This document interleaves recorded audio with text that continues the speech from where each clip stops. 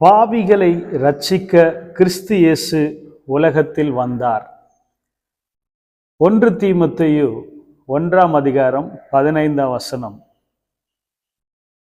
இந்த கிறிஸ்மஸ் காலங்களில் கிறிஸ்தவர்கள் ஏன் கிறிஸ்மஸை கொண்டாடுகிறார்கள் என்றால், அநேக காரணங்களில் ஒரு முக்கியமான ஒரு காரியம், இந்த உலகத்தில்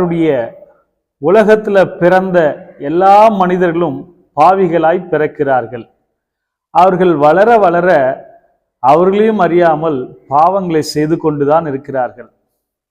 இந்த பாவமானது அந்த மனிதர்களுக்கும் தேவனுக்கும் ஒரு தடையாக, தேவனை தொடர்பு கொள்ள முடியாத ஒரு இடையூறாக காணப்படுகிறது. அருமையானவர்களே, பாருங்கள், பாவம் செய்கிற ஒவ்வொரு மனிதனுக்குள்ளாகவும் அந்த மனசாட்சி என்பது வேதனைப்படுத்தி கொண்டே இருக்கும். அவர்கள் செய்கிற பாவங்கள் நிமித்தம் அவர்களுக்குள்ளாக சமாதானத்தை கெடுத்து போடும். அவர்கள் மனிதனாகவே வாழ முடியாது.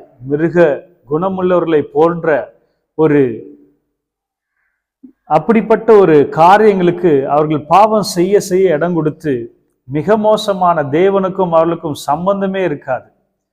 பாருங்க, பாவத்தை செய்வதற்கு இன்னைக்கு மனிதன் ஓடிக்கொண்டிருக்கிறான். மனுஷன் பணம் சம்பாதிக்கிறானோ இல்லையோ, பாவத்தை சம்பாதித்து கொண்டிருக்கிறான். இந்த பாவத்தினால பாருங்க, ஒரு மனுஷனுடைய வாழ்க்கையில பரலோக ராஜ்யத்தை அவர்கள் இழந்து போகிறதை பார்க்கிறோம். அவருடைய வாழ்க்கையில நித்திய ஜீவனை இழந்து போகிறதை பார்க்கிறோம். தேவனுடைய ஐக்கியத்தை அவர்கள் இழந்து போகிறதை பார்க்கிறோம். அருமையான தேவ பிள்ளைகளே, யார் ஒருவன் இயேசு கிறிஸ்துவை உண்மையாக நேசிக்கிறார்களோ, தேவனை உண்மையாக தேடுகிறார்களோ, அவர்கள் நிச்சயமாகவே அந்த பாவங்களுக்கு அவர்கள் இடம் கொடுக்க மாட்டார்கள். காரணம் என்னவென்றால், இயேசு கிறிஸ்து நம்ம எல்லாருக்காக அவர் தன்னுடைய உயிரை கொடுத்தார். நம்மை நேசித்தது நிமித்தமா அவர் இரத்தத்தை சிந்தினார். அவர் நொறுக்கப்பட்டார். நம்முடைய பாவங்களை சிலுவையில் சுமந்தார். நம்முடைய துக்கங்களை சுமந்தார். நம்முடைய சாபங்களை நீக்கினார்.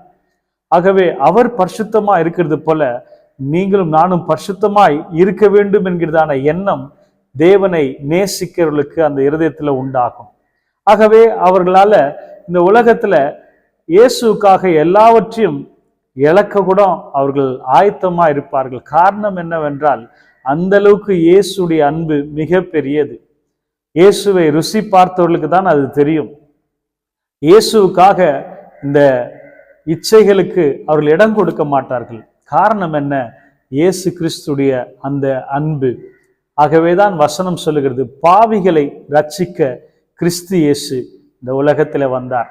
இதை பார்க்கிற நீங்கள் யாரா இருந்தாலும் சரி, உங்களுக்காக தான் இயேசு வந்தார்.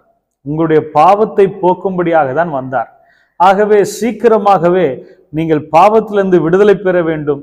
அந்த பாவத்து நிமித்தமாய் உண்டானதான நிம்மதி இழக்கிறதான, சமாதானம் இல்லாத ஒரு வேதனையான காரியங்கள்ல வாழ்க்கையில நீங்கள் வாழ்ந்து கொண்டிருக்கிறதை ஆண்டவர் ஒருபோதும் விரும்புவதே இல்லை. ஆகவே இப்போதே, இன்றைக்கு இயேசுடைய சமூகத்துல உங்களுடைய இருதயத்தை ஒப்பு கொடுத்து உங்க வாயை திறந்து, இயேசுவே, என் பாவங்களை மன்னியும், இனி நான் பாவம் செய்ய மாட்டேன், உம்மை போல பரிசுத்தமாய் வாழ விரும்புகிறேன் என்று நீங்கள் சொல்லிதான் பாருங்களேன். ஆண்டவர் உடனடியாக ஒரு சமாதானத்தை உங்கள் இருதயங்களில் கொடுப்பார். உங்களை அளவில்லாத சந்தோஷத்தினால் நிரப்பி அநேகருக்கு ஒரு வெளிச்சமாக ஆண்டவர் உங்களை ஆசீர்வதிப்பார் என்பதில் சந்தேகமில்லை. ஆகவே பாவத்தின் சம்பளம் மரணம்.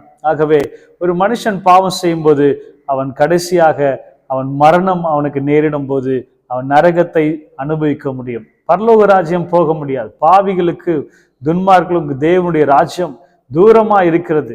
ஆம் பிரியமானவர்களே, நாம் தேவனை போல ஆண்டவருக்கு நம்மை அர்ப்பணித்து ஒப்பு கொடுத்து இந்த உலகத்துடைய பாவங்களை நாம் வெறுக்க கற்றுக்கொள்ள வேண்டும்.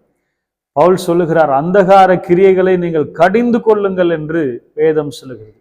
ஆகவே கர்த்தருக்கு நம்மை அர்ப்பணிப்போம். அளவில்லாத சமாதானத்தை, சந்தோஷத்தை, தைரியத்தை, நிம்மதியை நீதியின் பாதையில பெற்றுக்கொள்வோம். கர்த்தர் நம்மை ஆசீர்வதிப்பாராக. ஆண்டவரே, இந்த கிறிஸ்துமஸ் காலங்களில் ஆண்டவரே, இந்த உலகத்தாருடைய பாவங்களுக்காக நீர் சிலுவையை சுமக்கும்படியாக வந்தீர்.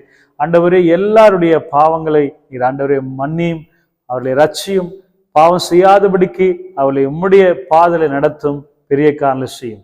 இயேசுவின் நாமத்தில் ஜெபிக்கிறோம் நல்ல பிதாவே. ஆமென். God bless you.